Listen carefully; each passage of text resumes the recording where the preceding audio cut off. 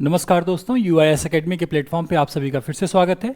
आप सभी को पता है ये सीरीज़ हम लोग आपके UPSC 2025 के लिए 2025 के लिए प्लेसेस इन न्यूज़ से रिलेटेड चीज़ें लेके आ रही हैं। जो कोई भी क्षेत्र भारत का या भारत के बाहर का समाचार में बना हुआ है उनको मैं आप लोगों के सामने यहाँ पर लेके आ रहा हूँ और ये आपके परीक्षा में, प्रीलिम्स में, प्रारंभिक परीक्षा में कितने उपयोगी हैं ये आपको बहुत बेहतर तरीके से पता होगा। आज आइए हम लोग जानते हैं भारत के कामराज पोर्ट के बारे में।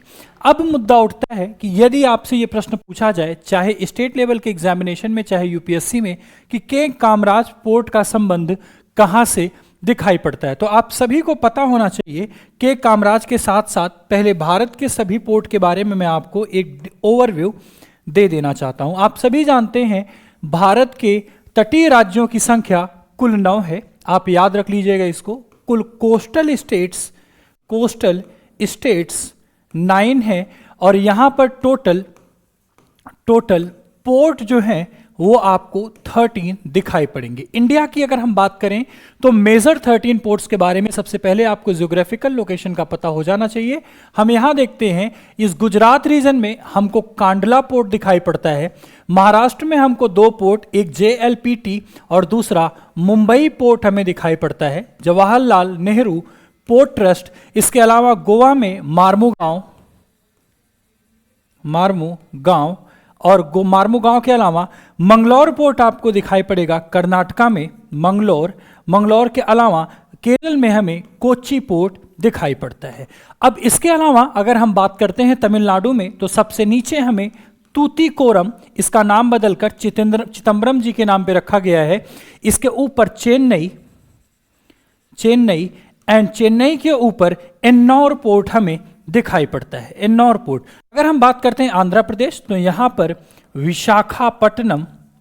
विशाखापट्टनम और इसके ऊपर उड़ीसा में पारादीप और उसके ऊपर यहाँ पर कोलकाता या हाल्दिया पोर्ट आपको दिखाई पड़ता है। हाल्दिया पोर्ट आपको यहाँ पर दिखाई पड़ता है। इसके अलावा पोर्ट ब्लेयर रीजन में आपको पोर्ट ब्लेयर पोर्ट दिखाई पड़ेगा। अब आपके मन में प्रश्न आया होगा कि सर आपने कामराज पोर्ट की बात की है, ये इंडिया में सिचुएटेड है, लेकिन किसी भी जगह पर आपने कामराज पोर्ट के बारे में कुछ नहीं लिखा।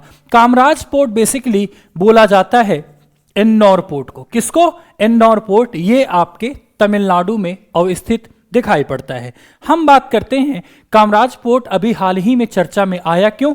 तो तमिलनाडु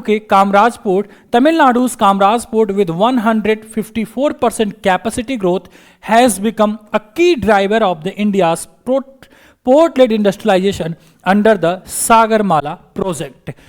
तमिलनाडु का कामराज पोर्ट सागरमाला प्रोजेक्ट के तहत 154% की वृद्धि लेकर अपने सामने आता है और इस बात में हम इसको फोकस कर सकते हैं कि इससे इंडस्ट्रियल ग्रोथ बहुत बेहतर तरीके से इंडिया की आगे बढ़ रही है। नेक्स्ट पॉइंट की बात करें, यहां पर इंपॉर्टेंट पोर्ट्स के बारे में सारी इंफॉर्मेशन आपको दे रखी है जो कि मैंने बताया ही।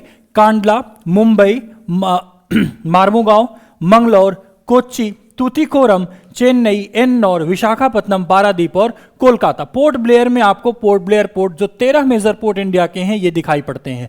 इसमें आपको क्या चीजें और भी ध्यान रखनी है कि नॉर्थ से साउथ के सेक्शन में आपको ये पोर्ट पूछा जा सकता है और यही चीज आपको स्टेट लेवल और PCS UPSC दोनों एग्जाम में ये चीजें रिपीट होने की संभावनाएं बनी रहती हैं। हम कामराज पोर्ट के बारे में अगर बात करते हैं तो कामराज पोर्ट इस चीज पर फोकस करता है कि इसकी establishment major port under the Indian ports act 1908 और कब एस्टैब्लिश किया गया? मार्च 1999 में। और इसको हम क्या कहते हैं? ये incorporated as a Ennore port limited under the companies act in October 1999। इसकी लोकेशन की बात करें तो ये कोरोमंडल कोस्ट पर सिचुएटेड है और 24 किलोमीटर नॉर्थ डायरेक्शन में आपको दिखाई पड़ता है चेन्नई पोर्ट से। ये कोरोमंडल कोस्ट आप याद करके रखिएगा क्योंकि एग्जामिनर आपको कंफ्यूज करने के लिए इसको मालाबार मार्क कर सकता है और इसको कोरोमंडल, जबकि कोरोमंडल ये है और इसको आपको इंपॉर्टेंट तरीके से समझकर याद करके रखना पड़ेगा। चलिए आगे देखते हैं। इस पोर्ट की स्पेसिफिकेशन की अगर हम बात करें तो ये पोर्ट इंडिया का 12th मेजर पोर्ट के फॉर्म में जाना जाता है और फर्स्ट कॉर्पोरेटाइज मेजर पोर्ट के फॉर्म में भी इसको इंडिया में रजिस्टर्ड किया गया। ये फर्स्ट है, इसलिए यहां पर इसको इंपॉर्टेंट बना लीजिएगा। और बोला जाए तो ये इंटीग्रल पर्सपेक्टिव से जो प्लान है सागरमाला प्रोग्राम का, उसमें भी अपने इंडस्ट्रियलाइजेशन के प्रोसेस को बूस्टअप करने के लिए भी यूज कर रहा है, जिसको हम जान सकते हैं सागरमाला कार्यक्रम की राष्ट्रीय परिप्रेक्ष्य योजना का एक अभिन्न अंग है बंदरगाह आधारित औद्योगिकरण को बढ़ावा देना। मतलब अगर हम बात करें तो स्पेशल इकोनॉमिक जोन की बात यहां पर होते हुए हमें दिखाई पड़ती है। आज की क्लास में इतना ही, बाकी हम लोग ऐसे कल एक और वीडियो के साथ, एक और प्लेस के साथ कनेक्ट होंगे। आप इनसे रिलेटेड सारी चीजें नोट करते चलिए, समझते चलिए, क्योंकि ये आपके परीक्षा के लिए बहुत जरूरी है और 2025 में आप सभी को सिलेक्शन सुनिश्चित करना है। मिलते हैं अगली वीडियो में, तब तक के लिए thank you so much, have a nice day, जय हिंद।